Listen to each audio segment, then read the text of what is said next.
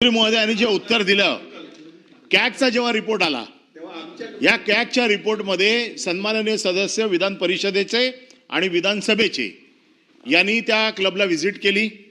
आम्ही जे आक्षेप कॅगमध्ये आले होते त्या कॅगच्या आक्षेपांवरती 67 कोटी रुपये त्यांचे जे बाकी होते ते वसूल झाले, परंतु ते अनधिकृत तिथे फक्त खेळ सोडून बाकी सगळं चालतं। ज्याच्यासाठी दिलंय, ज्या कारणासाठी सरकारने जागा दिली आहे ते कारण सोडून बाकी सगळं चालतं।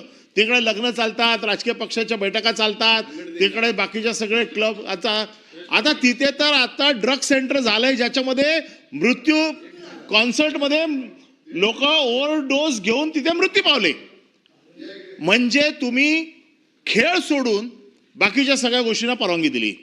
कॅगचा ज्या वेळेला रिपोर्ट आला आणि ज्याच्यावरती चर्चा झाली तेव्हा लोकलेखा समितीने एकमुखी निर्णय केलाय की जोपर्यंत याच्या व्हायोलेशन सगळ्या मिटत नाही, रेग्युलराइज होत नाही, तोपर्यंत खेळाच्या ऍक्टिव्हिटी सोडून बाकी सगळ्या ऍक्टिव्हिटी बंद करा।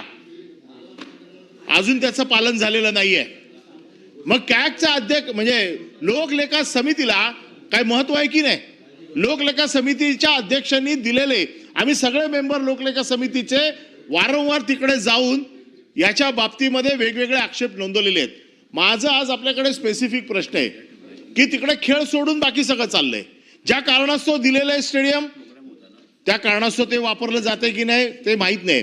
सगळ्या इरेग्युलरिटीज, अनधिकृत बांधकामं आम्ही आक्षेप घेतल्याच्या नंतर पाडली गेली।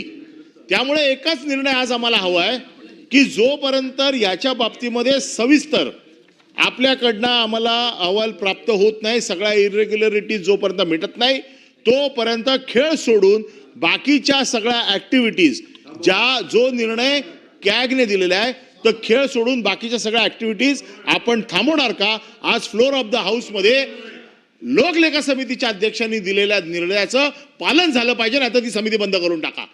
लोकलेखा समितीच्या अध्यक्षांनी जो निर्णय दिलाय त्याचं पालन होणार का? आणि आजपासून तिकडे खेळ सोडून बाकीच्या सगळ्या ऍक्टिव्हिटीज आपण बंद करणार का?